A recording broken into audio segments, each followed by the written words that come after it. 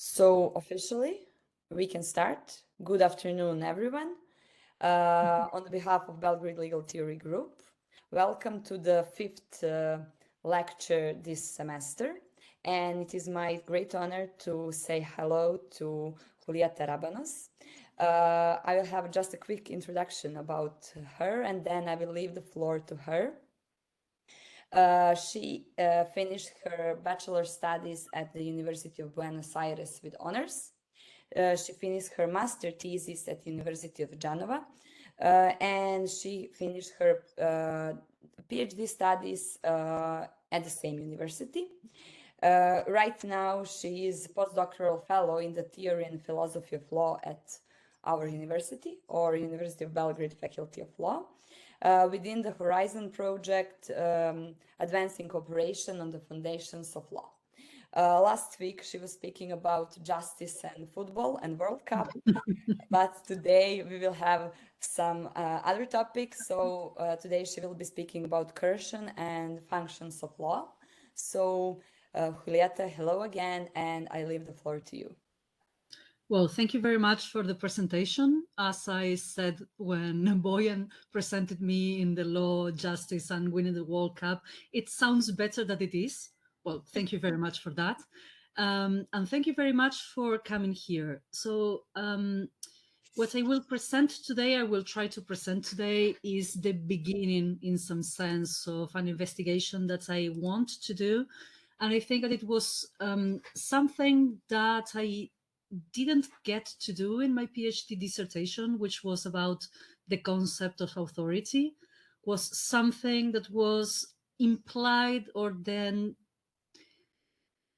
affirmed or asserted, but not really argued for. So I am trying in this sense to continue with this and then to see if something of this makes any sense, if I have to just throw it away, or if I can keep on developing it. So any feedback, any comment, anything, it's extremely useful. I will try to share my screen. Let me just see if I can. Okay, do you see it? Fantastic. Because I can see it. So do you see it in like a full screen? Yes. Okay, great. Well, so one of the things that I wanted to introduce here was the problem of coercion and law. One of the things that was really interesting when I was trying to write my dissertation on authority was the problem of coercion. Coercion was something that for some people was the center of the problem about authority, and especially the problem about legitimate authority. But for other people, it was something that it was included, but not really essential.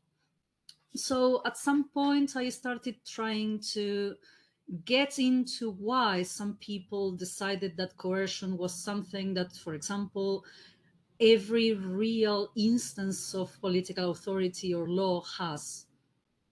But at the same time, they try to diminish, or they try to say that it didn't really have anything to do with the nature of law, and especially with the nature of legitimate authority.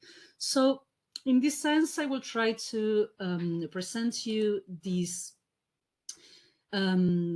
talk structured in this way. First, I will try to speak a little about this connection, or these possible connections between coercion of authority and authority. I'm so sorry. And law. I will try to analyze some definitions, or first the definitions of coercion, and try to propose some ways to see the relationship between coercion and law. Then I will try to explore some points on the importance of coercion. One point, a methodological approach to the importance, or a methodological aspect of the importance of coercion for law. The other one, which is now being very heavily explored, for example, by Kenneth Hima in one of in his last book, which is the functionalist approach to coercion. So saying that law has a function and then coercion is a necessary or a useful means to arrive to that function.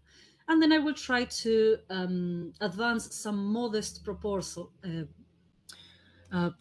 for coercion in the mere existence of law. So to try to be in the middle of this functionalist approach.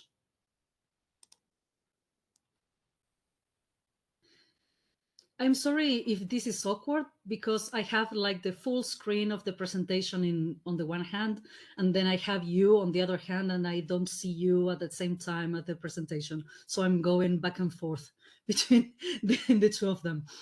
Okay, so when we are trying to find or we are trying to get to some working definition of coercion, there is obviously a controversy about what does coercion include. There are several possibilities. For example, the use of force or associating coercion with the use of force or physical force, which is something like direct coercion, then associating coercion in some sense with the prospect of imposing disadvantages on the agents. And this is, for example, one position adopted by Verónica Rodríguez Blanco. Coercion also would include, in some sense, the concealing of the reasons why someone asks another person, another agent, to do or not to do something, which is coercion by arbitrariness. When analyzing or trying to get the idea of coercion in general, or this idea of what would be included in coercion, there are some questions. For example, if within the definition of coercion, we should include the creation of contexts that constrain in some sense the agent's choices, or if we should include in some sense the failure to effectively communicate the reasons why someone is asking somebody else to do or not to do something. And then another question about coercion in this sense is also about what should we take as coercion, in the sense of to present something that is a cost for the agent. This is something on the likes of more an economical analysis of coercion, in the sense of we present the agent with a situation in which do or not do something is very costly for the agent. So we reconduct the agent's choices or the preferences of the agent. Or if we are going to consider this coercion or these deterrents that coercion imposes as impossibilities, not just as a situation in which you have more costs in trying to do or not to do something, but only coercion if doing or not doing something is impossible to you. So after this, and this is a slide that should have been first, okay. But there are two main ways to see or to understand coercion. One is coercion as a technique or a way or a means used by someone to motivate another agent to do or refrain to do something. In this sense, is kind of a deliberate interference by someone with the other agent against this agent's will. And in another way to conceive coercion, and I think that this is something that is more used, for example, with Nozick, when he tries to advance his idea of, in some sense, subjective coercion. Coercion can be also seen as a kind of reason, and a kind of reason why someone does or refrains to do something else. And you can say in this sense that, for example, coercion is the reason why someone did something, in this sense, an explanatory reason to say this person did this other thing because he or she was coerced, or a justificatory reason in the sense of this person was justified on doing this, for example, because she or he were coerced. Another important question about coercion, especially if you are trying to see it as a technique, is about if we are talking about centralized or decentralized coercion. So one of the questions about coercion and law is if when we are trying to speak about coercion, we are trying to refer only to centralized coercion, or we are also including, for example, decentralized coercion. Centralized coercion is something that, for example, Kelsen was including in his works when he famously said that law was a type of social order with that tried to use an indirect technique to make people do or not do something, and law used a specific type of coercion, which was centralized, socially immanent, and also organized coercion. In this sense, the majority of the ideas or discussion about coercion law is about centralized coercion, in the sense of the state, for example, or law has some monopoly of force, and then the system and the people authorized by the system imposed, for example, sanctions in a centralized way. If we are going to consider some decentralized coercion also, we have to ask, for example, if we should also include decentralized but authorized coercion, for example, the coercion of authorized private institutions. And going back to the law and justice and winning the World Cup thing, if we are going to authorize, for example, the FIFA to impose some sanctions, which is decentralized in some sense, but also authorized coercion. And we also would ask, for example, if we should include also decentralized but unauthorized coercion, for example, social coercion in a wide sense. And another thing that maybe it's interesting to ask when we are trying to arrive to a working definition of coercion is if the pairs of centralized and decentralized coercion and organized and non-organized coercion are equivalent or not. The other thing that we can think about when we are trying to arrive to a working definition of coercion is these direct and indirect effects of coercion.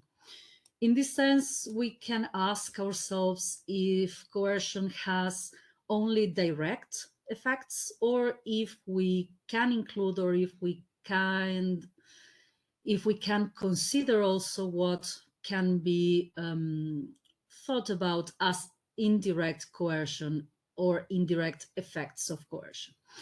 In this sense, for example, direct coercion would be the direct application of force or the direct application of sanctions, while indirect coercion or indirect effects of coercion would be these influence on the choices of the agents that the presence of coercion, for example, the presence of sanction norms or the presence of organized force machine as the state can make or can influence the choices of the agents. And then this is something that has to be taken into consideration while considering the relation between coercion and law. And the fourth The fourth question that we can ask ourselves when we are trying to arrive to this working definition of coercion is about this double aspect of coercion, especially when we are considering coercion in some sense as reason. If we are trying to consider coercion only in the motivational, as a motivational reason, for example, and if we are trying to analyze coercion in the sense of what motivates an agent, what causes an agent to do or not to do something, or if we are going also to include the justificatory aspect. So not only to analyze what in fact makes someone do or not do something, but also what can justify someone doing or not doing something. And this is interesting because when we are trying to analyze coercion as motivation, we are only analyzing how to motivate or offer motivating reasons for or cause someone to do something because, for example, the threats of coercion. But when you are trying to analyze coercion as justification, we can analyze it regarding the the active agent, the coercer, or the passive agent, the coercee. And in this sense, when we are trying to analyze it as a justification, it doesn't really seem relevant why, for the active agent, why someone does something or how this someone justifies doing something. In this sense, for the active agent, the only relevant question seems to be whether this other agent does or does not what she was told to do. But for the passive agent, and let me just minimize this window because it's okay. But for the passive agent, for example, this is very relevant because it's relevant. Coercion is relevant because she or he or they can justify her or their action on the basis of coercion. So after taking all of this, we can just have this minimal and working definition of coercion to keep going. We can think about coercion as a technique, a way, a means used by X to make Y do or not do Z. It's a deliberate interference by X with I to make I do or refrain to do Z against I's will. And there are several possibilities, or in the sense of several means chosen by the active agent to try to make Y do or not to do something. For example, the use of physical force, the prospect of a disadvantage, or for example, the concealments of the reason why that person needs to do or not to do something. And then when we are analyzing coercion as a reason, then it's a kind of reason about why does why does something or refrains to do something, and it can be a motivational and or a justificatory reason. Taking this into consideration, then there are two main paths to analyze the relationship between coercion and law. One is the path of thinking about coercion as a means to realizing, for example, law in some sense. The fundamental idea in this path is that law is a set of norms which is guaranteed in substance by coercion. In this sense, this could mean that coercion guarantees the very existence of law as such and or the realization of the function of law. And the second main path or main possibility to analyze this relation is to think about coercion as the content or the specific content of legal norms. And in this sense, the fundamental idea is that law is a set of norms that regulate force, And there are two variants. For example, coercion as a necessary element or necessary elements of legal norms, or coercion as the object of law.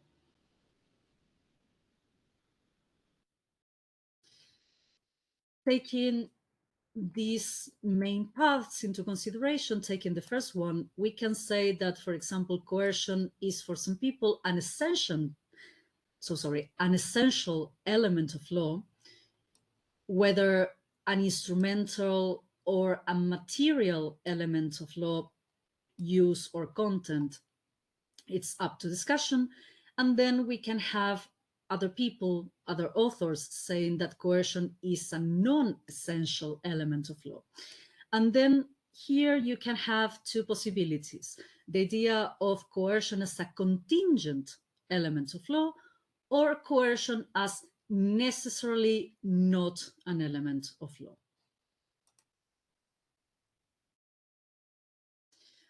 And here I try to, as you can see in the slide, I try to further analyze some of these or analyze and sum up some of these positions. For example, departing from the idea that law is simply a form of coercion. And this idea is that basically law is a subtype of coercion, coercion derivating from one specific source. Then you have positions like, for example, coercion being the distinctive characteristic of law qua social order. And here you have two variants, for example, with a relation of use, in the sense of the use of or dependence on coercion is what distinguishes, for example, law from other social orders, especially other normative ones, for example, religion or morality. And then you have the variant of the object, in the sense of coercion is the distinctive characteristic of law because coercion is the object of law. Then you have positions saying that coercion is the most prominent or salient characteristic of law. It's not the distinctive character or characteristic, but it's the most salient or prominent.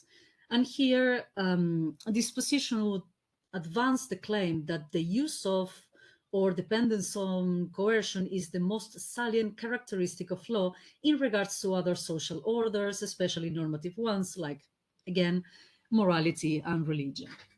And then you have a last position in which you can say, okay, it's not the most distinctive, it's not the most prominent, but it's just one central or paradigmatic characteristic of law. And in this sense, in this position, coercion is one central or paradigmatic characteristic of law, but it's not an essential or a necessary one. After constructing a minimal working definition of coercion, and then to see this wide array of summed up positions about coercion and law, I wanted to go inside. I'm so sorry.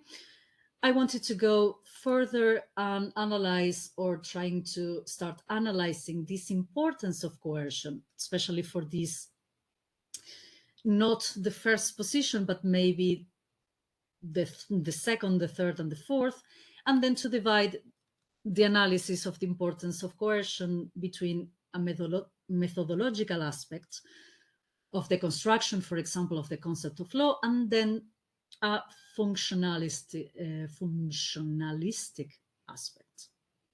Okay, I'm so sorry for my English, but I have been speaking Spanish and Italian, and it's kind of very all over the place today. Okay, so in some sense, the importance of coercion, or these positions about coercion and the relationship between coercion and law, are sometimes dependent also on the idea on how to construct concepts. So it has some basis on the type of methodology that some author is trying to follow when they are trying to construct some concepts. For example, in this sense, I think that for essentialist conceptual analysis, you can have two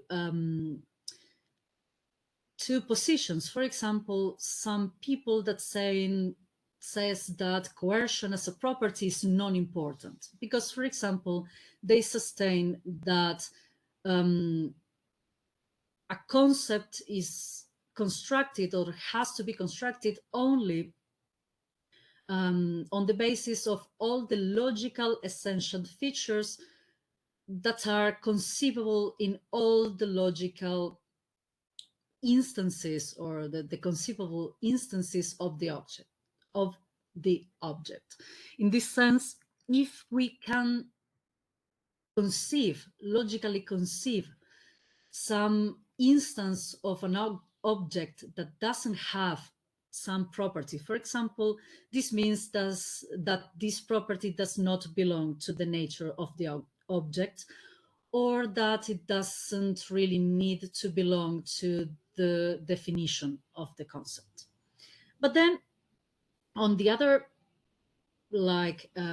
part of the spectrum, also for essentialist conceptual analysis, you can have, for example, Hima's position, in the sense of coercion being a necessary feature for law, for example, because in this sense, Hima is trying to advance the idea that the properties that we are thinking about or we have to include in the definition of a concept are all the essential features or of our instances of the object. So in this sense, for example, if every instance of law includes coercion, then coercion needs to be included in the definition of law. Then you have, for example, positions about non-essentialist conceptual analysis. These are authors that also criticize the methodology of the essential features or essential properties of an object to construct a definition of the object. And this you can find, for example, positions as thinking about coercion as an important property of, for example, law. And here you can find, for example, Schauer, whose idea of conceptual analysis or the construction of concept is to have all the universal features of all known instances of the object. Or then you can have, for example, Oliver Krona's methodology and also Scandinavian legal realism in a wide sense methodology to construct concepts on the basis of features that appear in participants' use of the object, just to be analyzed and taken into consideration by the theorists. And then you can have, for example, a position in the sense of maybe is a more or less important feature of property. For example, when you have a position like Wittgenstein and you think about concepts or the construction of concepts using possible features of at least some known instances of the objects.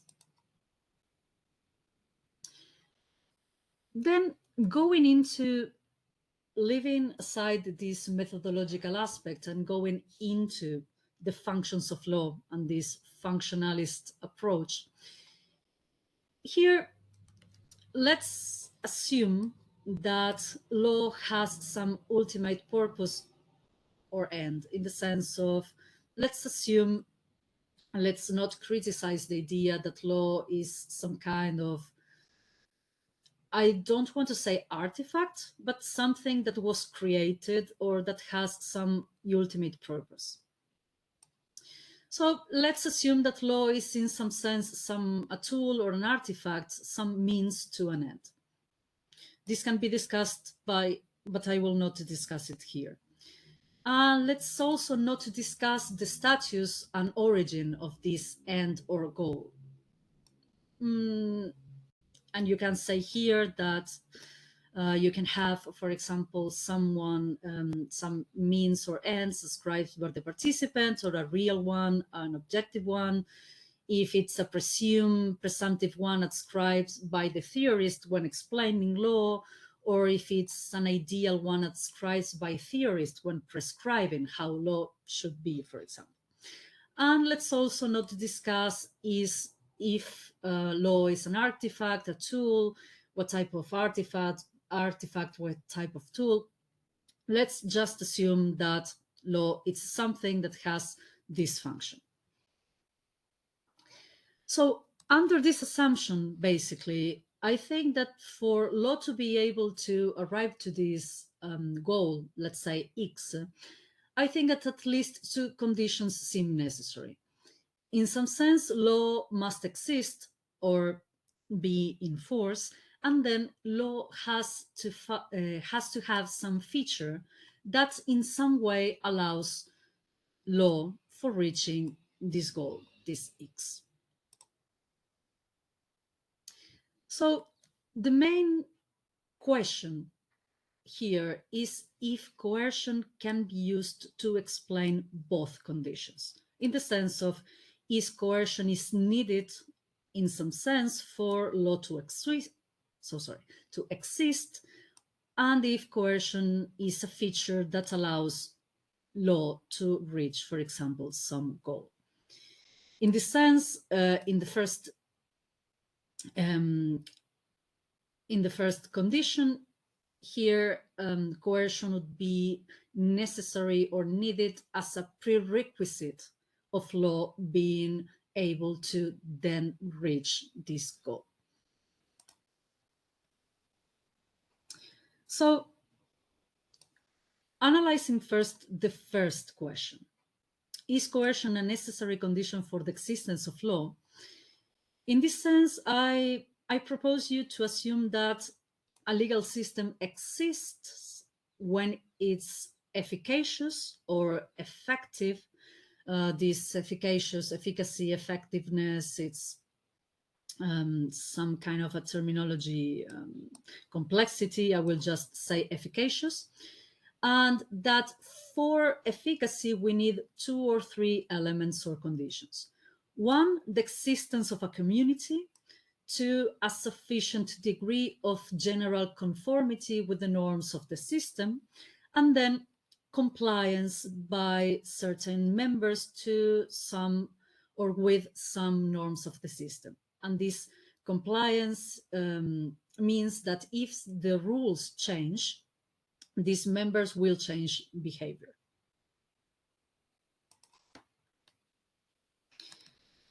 Considering this, there are two main arguments for a coercion-dependent efficacy. The first one would be to say that coercion is motivationally necessary to ensure, to ensure the sufficient degree of general conformity with norms of the system, and then that coercion is necessary to restrict socially destructive levels of violence within the community, and then necessary to guarantee the existence of a community.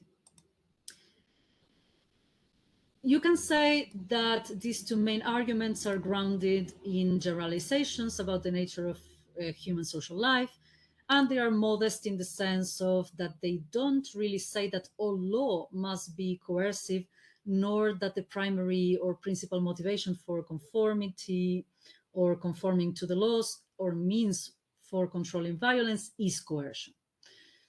These arguments would just say that a sufficient degree of coercion is needed for the existence of the community, the sufficient degree of conformity, and then the compliance of a certain group within the community with the rules of the system. And then they are also modest arguments in the sense of they only show that human law is coercive, but not that law itself is coercive. And this would be because the sort of subjects to whom it applies, and also because it also would explain somewhat the difference between national law and international law. This tries to open also the question about if coercion would be a necessary element or not, because in international law you don't really see the same type of coercion, and in national law this is also another discussion. But then this kind of arguments are not really saying anything about that. And when analyzing these arguments, and when we are trying to analyze whether these arguments fail or not, they maybe fail, in the sense of they are based in sociological generalizations about the nature of human and social life, and these generalizations try to demonstrate the dispensability of coercion, but they are not really conclusive. All that these arguments establish is that a legal system requires the support of coercive measures, but they do not really establish that those coercive measures must be legally coercive measures. They can be, for example, moral coercive measures, and they at best demonstrate that the legal systems require coercive supports because they are social standards. And this, in some sense, is connected with, for example, what Kelsen was trying to say when he says when he said that all social orders, in some sense, are also based on some type of coercion. So, leaving aside these arguments about trying to connect coercion with the existence of law, let's try to analyze coercion and the functions of law. So here I will propose you to assume that the answer about the question whether coercion is necessary for the existence of law is negative. We are not going to go on with that. So let's try the second approach, and let's try to analyze whether coercion is a necessary feature for existent law to reach some particular end of goal. So here I propose you to think about possible ends of law, for example, guiding behavior in a wide sense, coordination in a strict sense, resolving disputes between individuals, and allowing us as agents to better conform to reason. Here you can see in the slide that depending on these possible ends and goals, you can have aligned or non-aligned interests. For example, in the first goal, it includes aligned and not aligned interests within the agents or between the agents. The second one the same, but the third and the fourth seemed only to include agents with non-aligned interests. Well, here, when we are trying to analyze this end or this goal of law as guiding behavior in a wide sense, when we think about would coercion be a necessary feature for law to arrive or to realize or to achieve this type of goal, I would say that coercion would be a necessary feature if we are trying to analyze law within complex and heterogeneous societies. Why? Because these societies are composed by what, for example, Holmes proposed as Batman, what Hart proposed as Puzzlemen, what Russ and Finis and other people think about when they say committed people.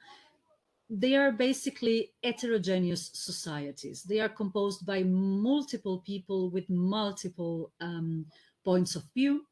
And then in this sense, I think that coercion would be a necessary feature. For if we accept that conformity and compliance to law is based on this multiplicity of reasons, because the societies are composed by this multiplicity of types of people, it would not really be possible to count on the strength of other forms of conformity to the legal system, so to have the legal system exist and then clearly be or achieve some type of degree of efficaciousness, or efficacy, to be able to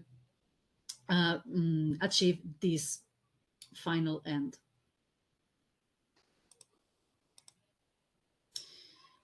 And how would be, in this sense, how would the argument fare if we have simple and homogeneous societies? Well, I think that this is a question mark. I think that if we were only having full badman societies, in the sense of people that only want to know what law says to calculate the possibility of being sanctioned by doing or not doing something, or if we go further and we consider a society as the state of nature Hobbes was trying to describe, I think that yes, clearly we would need coercion for law to exist and then law to achieve the guiding the behavior of the people goal. If we have a society only composed by puzzled people, societies, in the sense of people that really don't have, they don't really have a position about obeying or not obeying, they just want to know what law says.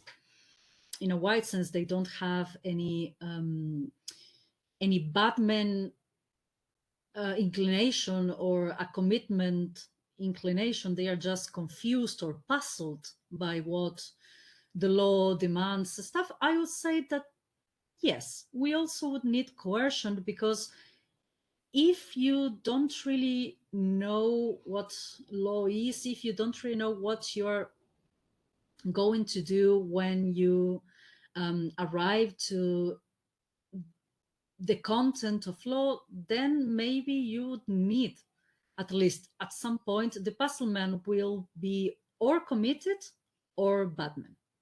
So at some point I would say that, yeah, coercion would be also a necessary feature, because when the puzzled people are not puzzled anymore, they are going in one direction or in the other direction.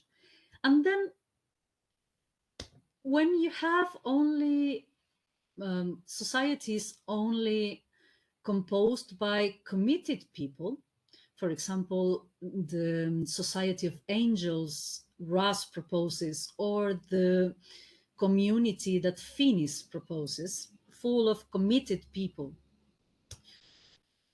Russ famously said that in this sense, if we have a society with fully committed people, for law to guide their behavior, they would not really need coercion, because the people would just do what law says without any other motivation. But in this sense, I would like to propose two questions. One question would be, how do all the people know for sure that the others are committed people and that they will remain committed? This is one of the questions.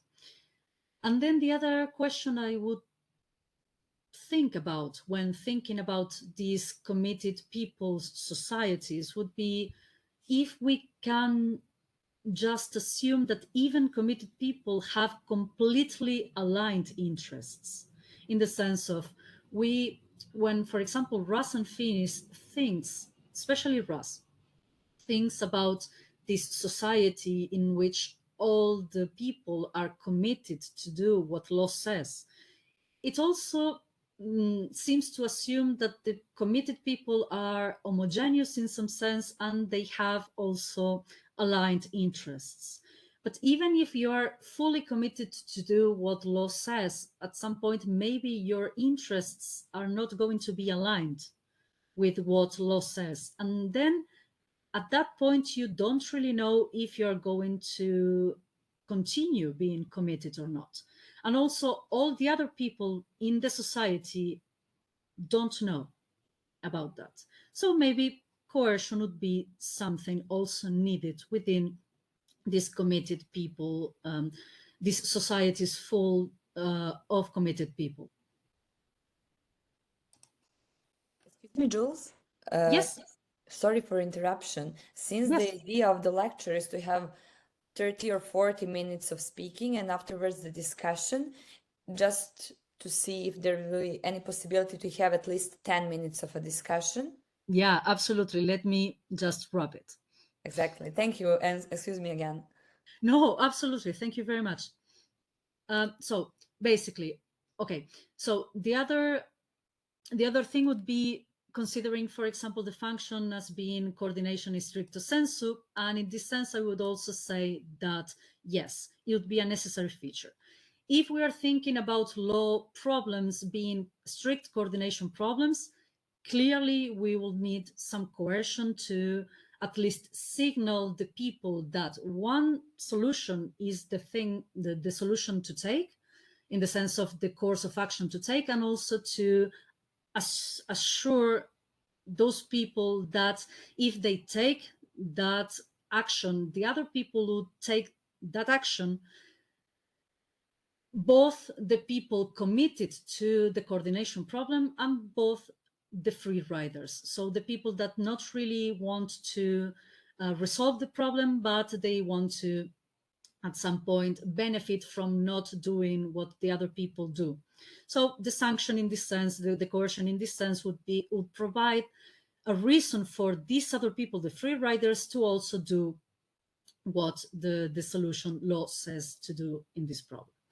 And then if law problems are not strict coordination problems, so in this sense, I would say also yes, because different people with different non-aligned interests would also need clear incentives to participate in the practice. Then if we have law sense or goal as resolving disputes between individuals, would coercion be a necessary feature? I would say it would be. It would be even if the parties agree on observing the result, for example, in the sense of arbitration or in the sense of a trial, because there is a chance that they change their minds in regards to the result, and especially if the parties do not agree on undertaking the process.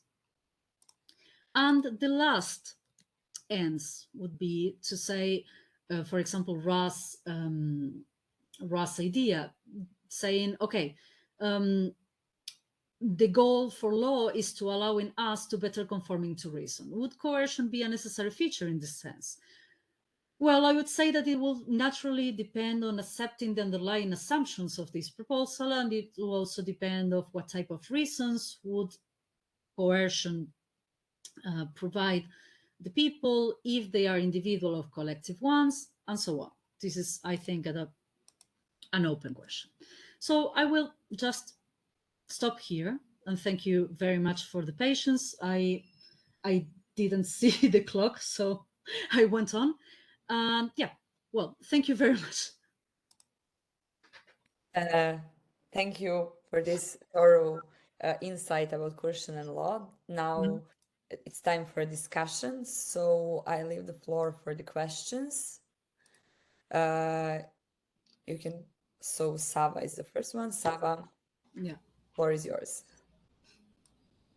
Thanks, Jules, for the presentation. I would have actually one question, but it's to the essence of the question you're imposing and the whole assessment of the idea of coercion and the connection to law. Well, basically, from your presentation, I guess the conclusion would be an answer as yes to each question you've imposed. Like, coercion is necessary in each context and in each goal you've mentioned that we can assume when it comes to law. But my counter question would be, could you think of any reasons or goals which would lead to an answer which would say no? Because I would guess that we all agree on each point you've made. So I think it would be interesting if we start off from the fact that it's an idealistic claim to see that, to say that people are good, to have, you know, such a society of angels. So if we start off from the basic assumption that we all have disagreements and different interests, and some are bad, some are not, and so on, is it possible to find a goal, perhaps, which law could have, that would lead to saying, yes, in this case, coercion is not necessary? So that's it. Thank you. Well, thank you very much for the question. Yeah, in some sense, I ascribe to the position in which I am not sure if I would say that coercion is necessary for law, in the sense of that if humanity would be different, then law would be still coercive in a wide sense, or social orders in a wide sense would be also coercive. But I think that your question can be answered in two different ways. So regarding the first one, in the sense of if I could think about reasons to say no, that coercion is not part of law, or that coercion would not be necessarily need to be considered as a property of law, I would say that there are two main reasons for that. The one would be to say that this should mean that there is no possibility to criticize the idea that coercion or that law is necessarily coercive, or that you don't really have the possibility to criticize the use of coercion for law. And this is one thing that a person, an anarchist friend, told me, in the sense of if you are going on with this, you are trying to say that there is no possibility to imagine law without coercion.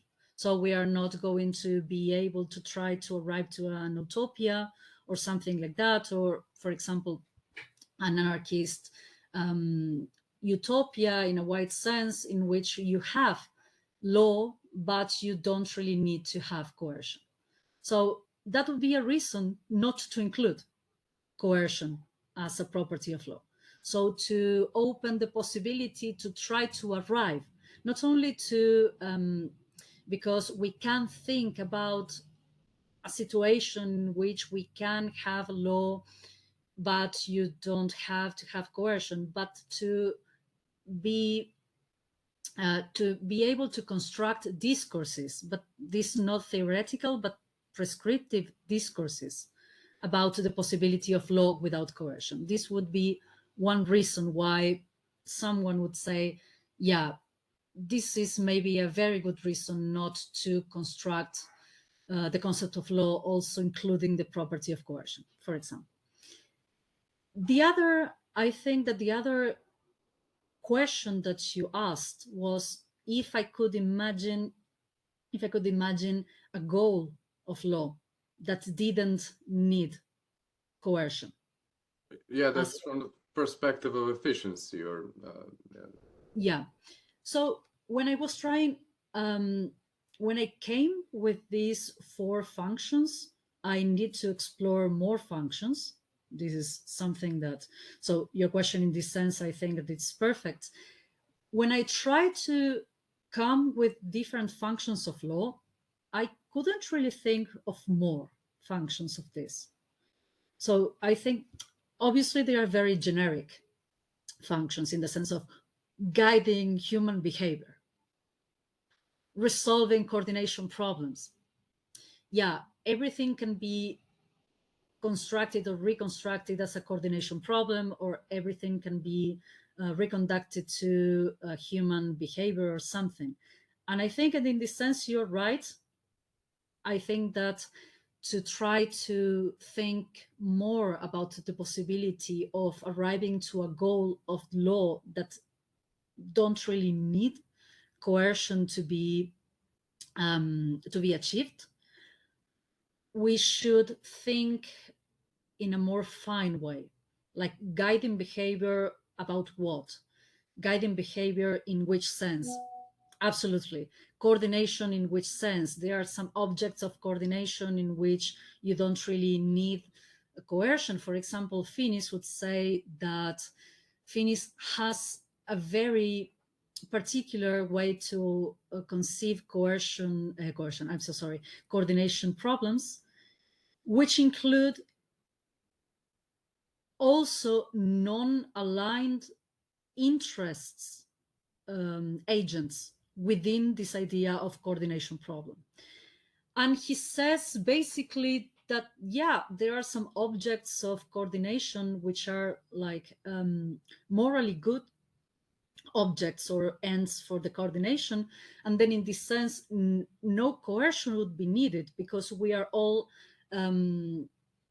we should be, or we are all under the duty to achieve this end. So in some sense, coercion would not be necessary, because we are under this moral duty, and we feel this moral duty, and yeah, and so back and so forth. So I think that in this sense, a more in-depth analysis of every function would be needed. And I think that maybe we can arrive to some specific or some sub specifications of these like very wide and general functions, in which maybe coercion is not necessary in this sense. So thank you very much for the questions. Do we have any more? Okay, we have from Professor Hasanbegovic. The floor is yours. Thank you. Thank you very much, Julieta, for your presentation. I see that now it's exactly 6 o'clock, and I would like to say just to give you some suggestions in the sense that, in my view, you should be a little bit more precise when dealing with the problem. And I'm not going now to elaborate all these things, because, as I told you, we can discuss it if you are interested in, and especially now when the time ran out. But think a little bit about. There are some points in your presentation when you make an equation between sanctions and coercion. And this is not necessary to do, because we all know that there are some sanctions that cannot have any coercion. For example, sanctions that are directly directed toward legal acts. Of course, that has to do something with people interested in those legal acts, but things are not that much simple, and in my opinion, it should be taken into account. Or when you speak about centralized and decentralized coercion, what is the center you suppose? I think that you think about the states and some legal measures that are centralized and some not, or something else, but that should be more precise. And not to speak about that the state itself can be centralized or decentralized in uh, uh, um, uh, uh, imposing and in implementing sanctions and things like that. So also coercion and force. These are not the same phenomena. And coercion, force, and violence. Sometimes violence is coercion, depends on the point of view, and that should be taken into account. And of course, you mentioned already your friend that said to you, an anarchist, uh, and that is also a point of view. Is there any law if there is no state, if there is an anarchy? And I think that you are a little bit, in my view at least, too much afraid of that, let's say, atatistic approach to legal phenomena. I think that we have to take it into account because it's simply something that we have to count with. And also, when you speak about law, sometimes you mean legal norms, sometimes you mean legal order, and that should be it is not important if you speak about let's say Raz or Olivecrona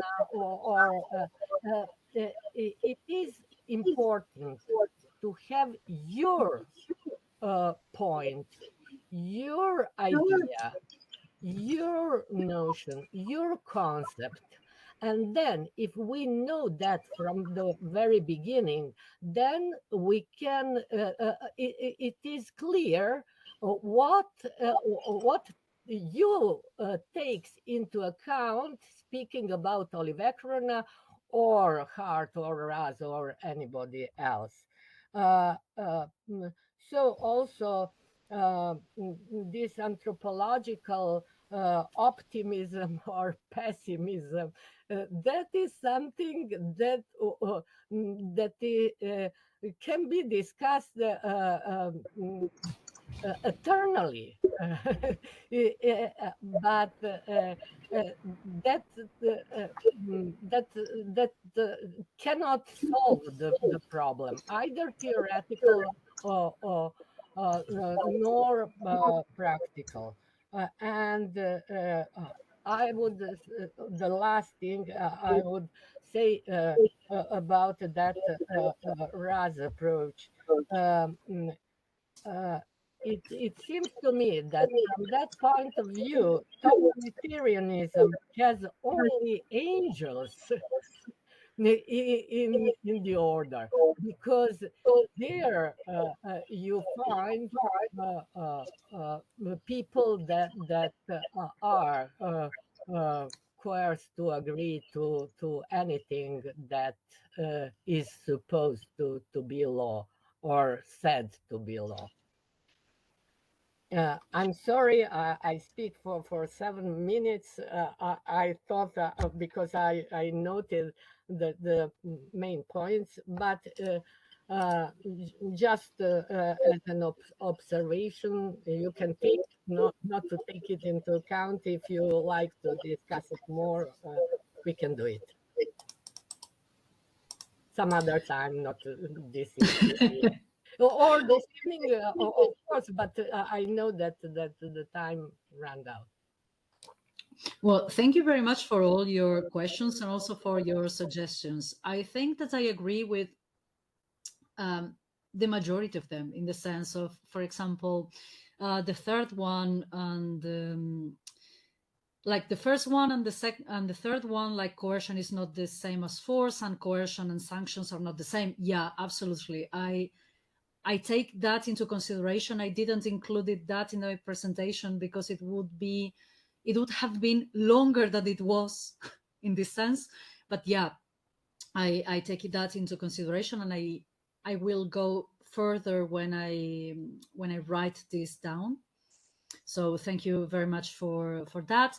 Then it's interesting, the idea about centralized and decentralized, and to clarify what is the center I am talking about.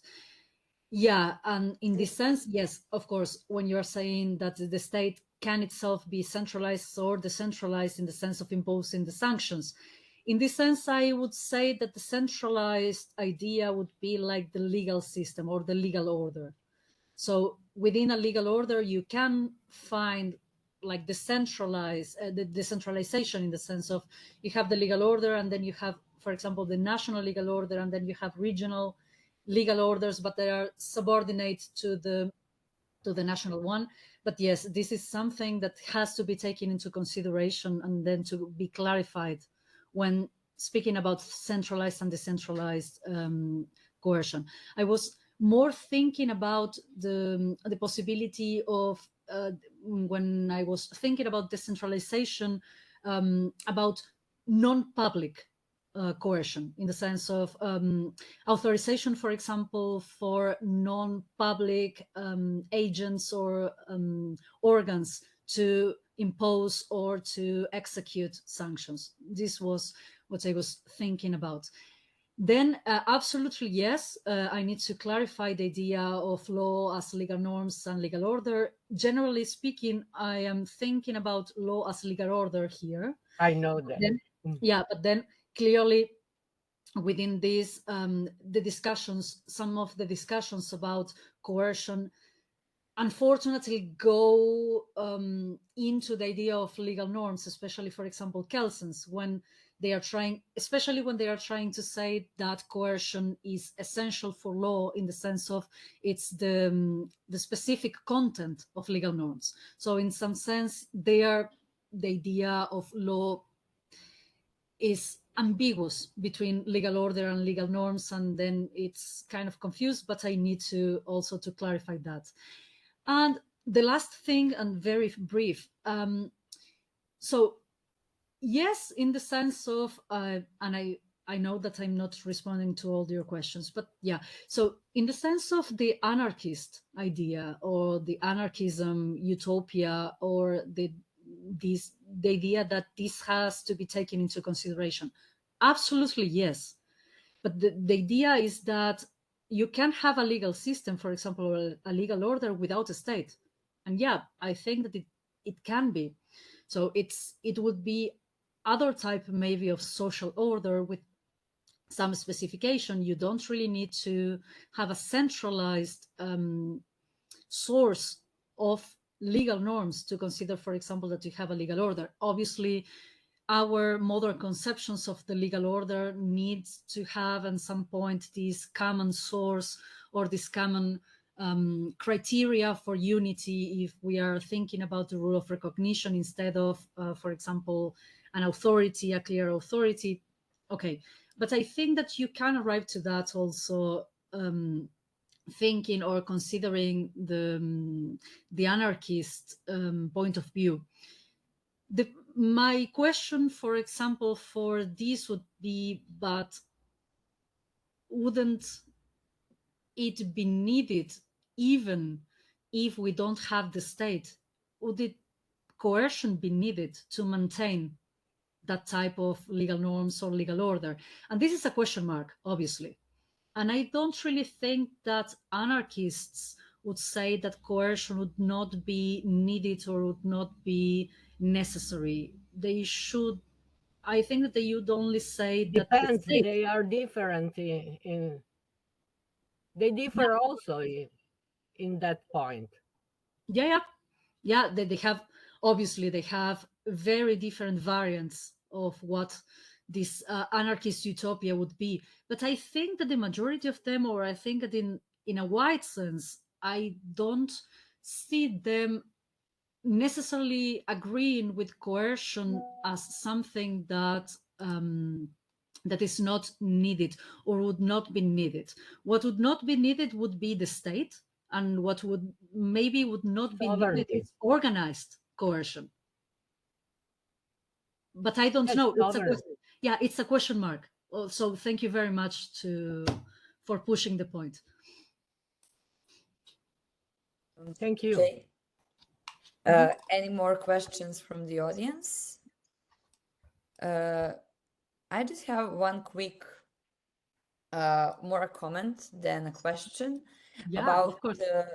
about the work of Emil Durkheim, who is one of the founders of the modern sociology, who was speaking. So he's a functionalist, meaning that he thought that every part of the society has some positive impact, and it's needed to be there in order to society to function. So he thought that even a crime, for example, is a positive thing, and that punishment is not there to eliminate crime at all, but just to maintain it at some lower level in order to have that small amount of crimes all the time, in order to punish people who are doing crimes, and in order to remind other people who are what are the rules in the society. So I just thought that maybe that would be interesting for you, meaning that probably Emil Durkheim would say that coercion is needed for the law and for the society to function, because he connected that with his idea about collective sentiments in every society. But just a quick note and idea what came to my mind while you were speaking about coercion. Well, thank you very much. Thank you very much for the comment. I will ask you to provide me with the bibliography to go further. And yes, so this, for example, I come in some sense from criminal law. This was my specialization when I was doing my bachelor's. And then you have, for example, Jacobs within this general theory of criminal law. And he has this idea of the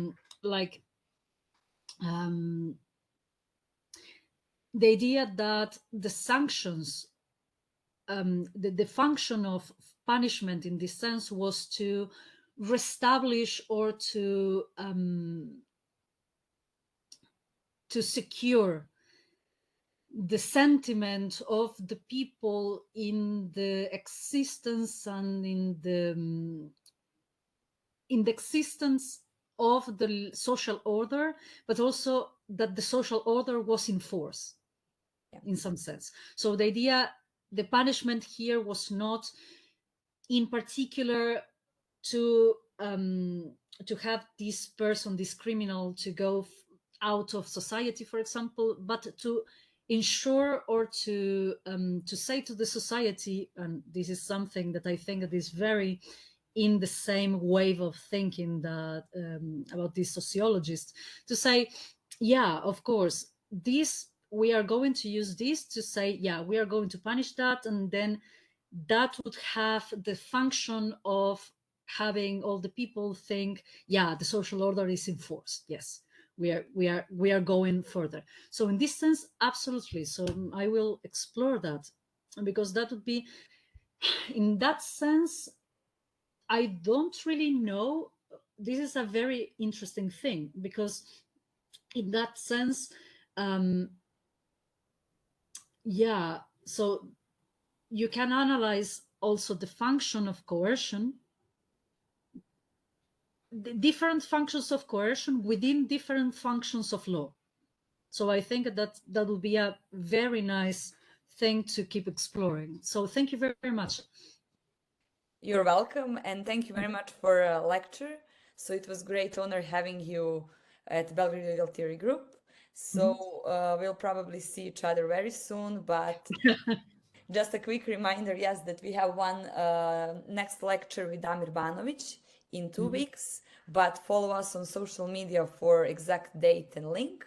So see you all very soon, and thank you once again, Julieta. Oh, thank you very much for you to be here and for the patience. Thanks, Jules. Fine.